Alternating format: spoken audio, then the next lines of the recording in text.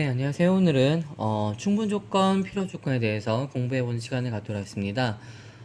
충분 조건, 필요 조건이 있는데요. 좀 이 부분은 이해하시는 것보다는 이거를 이렇게 하는 방법이구나, 아니면 이렇게 쓰는구나 라고 외우시는 게 차라리 빠를 수도 있어요. 일단 설명을 드릴 거니까요. 한번 봐주시고요. 일단 표기를 좀 먼저 보도록 할게요. 이거 모르실 수 있을까봐 간단히 말씀드리겠습니다. 자, P면 Q2다 이렇게 쓰는데요. 요기요랑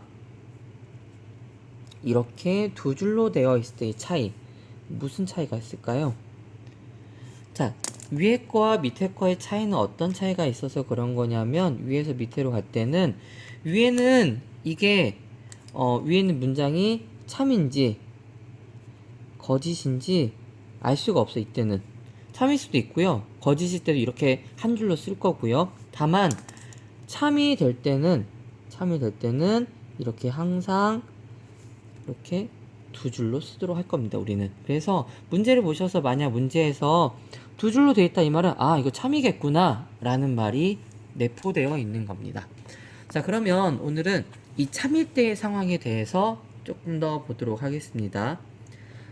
예를 들어서 뭐 이런 거 좀 예를 먼저 들고 시작을 할게요. 일단 간단 예니까요, 너무 외우려고 하지 마시고요, 그냥 이렇게 했구나 라고 받아주세요. 자, 만약에 사람이 있다고 하면 인간이 생존을 하려고 해요. 생존을 하려고 한다.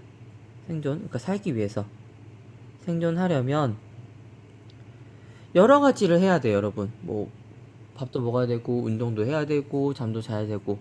뭐그 중에서 저희는 뭐 하나만 따로 오기로 합시다. 그 생존하기 위해서는 물을 마셔야 한다.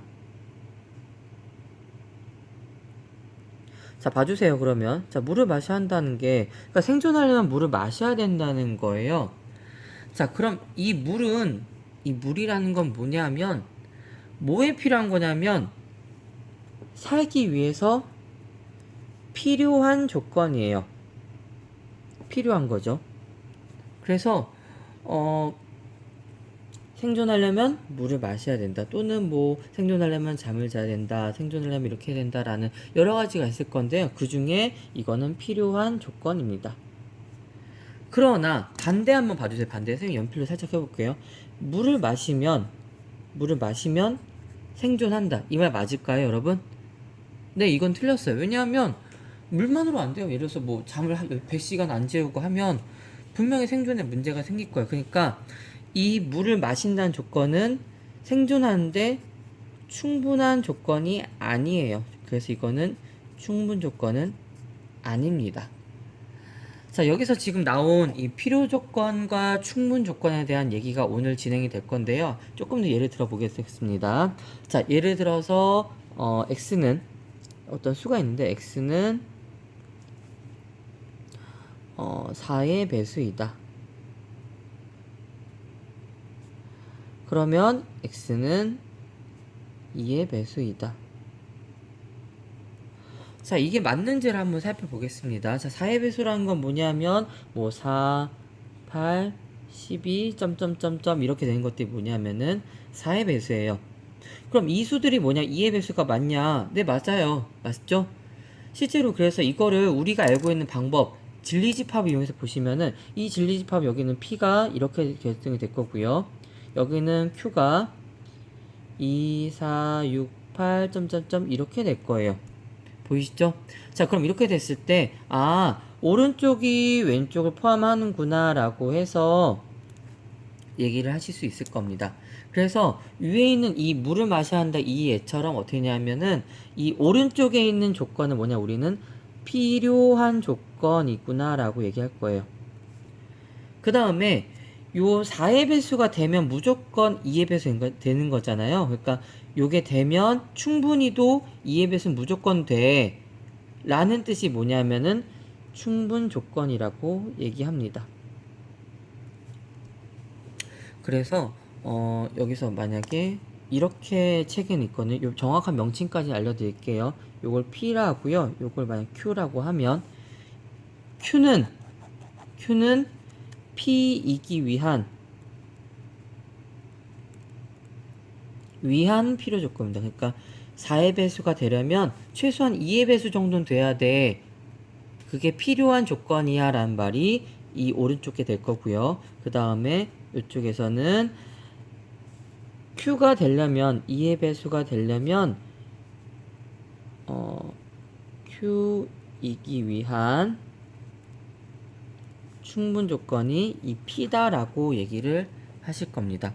그래서 여기서 중요하신 거는 이 포함 관계가 중요하십니다. 그래서 필요 조건 뭐 어떻게든 외우셔도 관계 없는데요. 필요 조건 이렇게 P자 있죠? 그래서 여기서 포함하시는 조건이 되겠죠. 그래서 어떤 게 어떤 거에 무슨 조건이 되는지를 좀 구분하실 수 있으셔야 되는데요. 예를 좀 한번 보시겠습니다. 예를 한번 보시는 게 좀 빠르실 거예요. 자, 예를 들어서 P X는 10의 약수이다. Q는 뭐라고 되냐? Q는 지금 X는 5의 약수이다. 라고 하면요. 자, 10의 약수는 뭐가 있냐면, 뭐 어떤 게 있냐면, 1, 2, 5, 10이 있고요. 5의 약수는 5와 1이 있습니다. 자, 이거 보시면 어디가 어디를 포함하나요? 위에 거 있는 4개가 밑에 거 있는 4개를 포함하는 게 보이실 겁니다. 포함한다.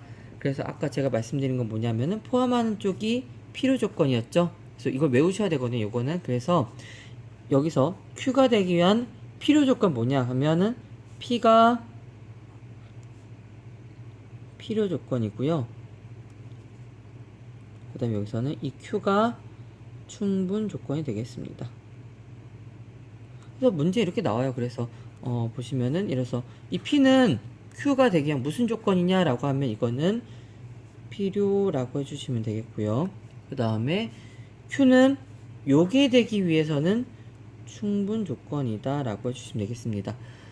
지금 제가 말씀드린 거에서 이게 되기 위한 뭐가 되기 위한이라는 조건이 붙잖아요. 이것처럼 관계 속에서 파악을 하셔야 되겠습니다. 그러니까 P와 Q의 관계 속에서 요게 되려면 P는 필요 조건, P가 되려면 Q는 충분 조건. 그래서 이게 너무 어려우시면 P읍자니까 포함하는 쪽이 지금 이렇게 되면 P가 포함하는 쪽이잖아요. 이 포함하는 쪽이 필요 조건이라고 외우셔도 무방하겠습니다. 너무 깊이 있게 이해하시기보다는 제가 마지막 설명드린 것처럼 포함 관계와 동시에 이해해 주시는 게 제일 합리적이실 겁니다. 네, 여기까지 하겠습니다. 고생하셨습니다.